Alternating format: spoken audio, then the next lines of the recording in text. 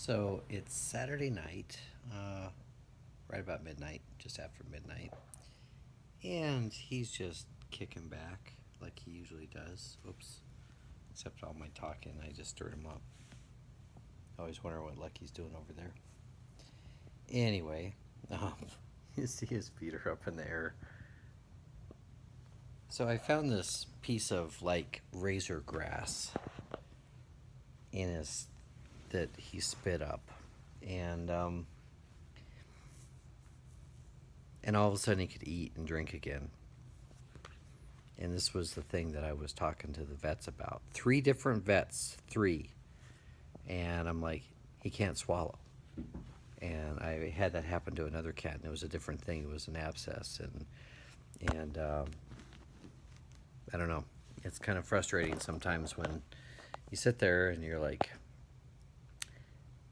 he can't swallow, and they test him for everything else. I'm like, well, the problem is he can't drink and he can't eat. And they're like, well, we are gonna do this and this and this, and I'm like, yeah. I'm like, did you check after the whole appointment? Well, did you look down his throat to see if there was something lodged in there? No. It's like, well, that was my main concern, and that's why he was losing weight is he can't eat. So I found this piece of razor, sharp, sharp. I mean, it's like a cactus, some grass blade that looks like. I mean, it literally just about cut my finger. It was so sharp in the flat part, and when that finally came out and I pulled it out of his mouth today, there was another one I pulled out too, but this could have been wrapped behind his tonsil. It could have been lodged in his throat. I don't know where it was. Got it out of his throat, and and now he's eating, and he's drinking tuna water, but he is drinking.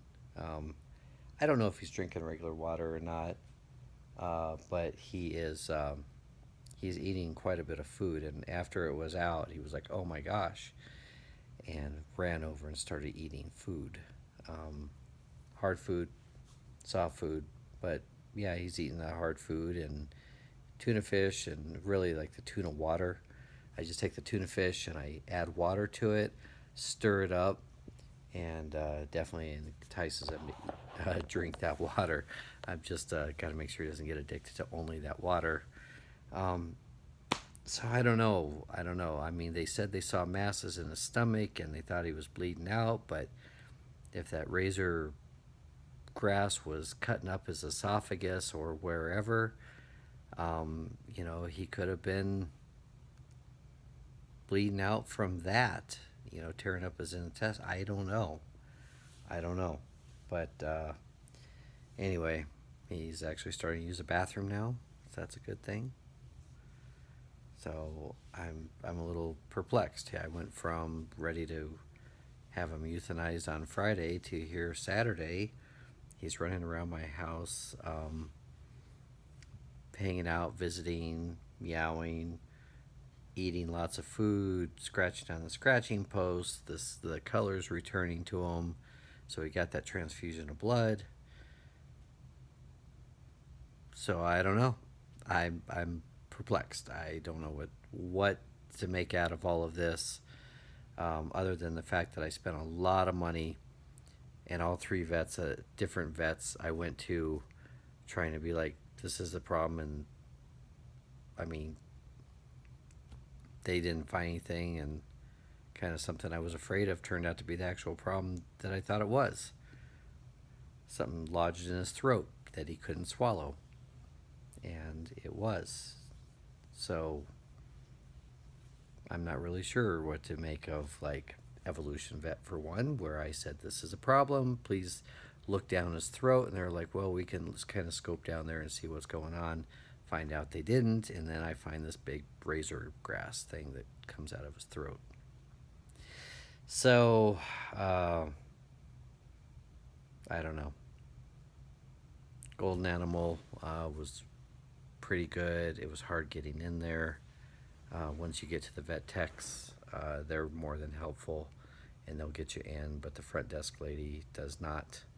She just stops you every step of the way. And it's like, And the other place, this convenience pet up by Petco and Golden, they wanted $1,500 to do teeth extractions and stuff. I'm like, whoa, whoa, whoa, and then Golden's like, his teeth are fine. He doesn't need teeth pulled. So I trust Golden Animal Hospital a lot, and Evolution was quite the facility.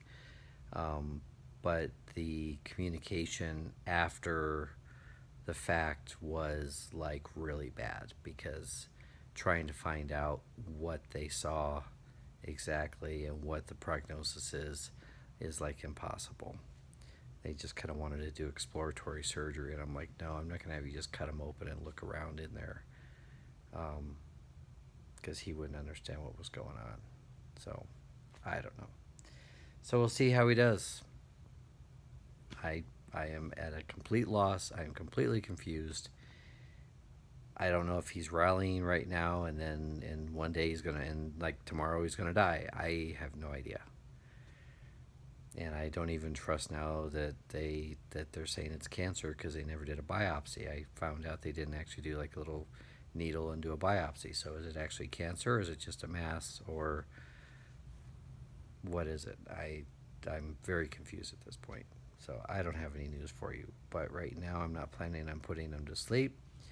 He's running around, he's visiting, he's hanging out, he's social, he's meowing, scratching on a scratching post, eating food, drinking, using the toilet, cat box. So quite a roller coaster. And I am just, I don't know, exhausted. I'll keep you updated.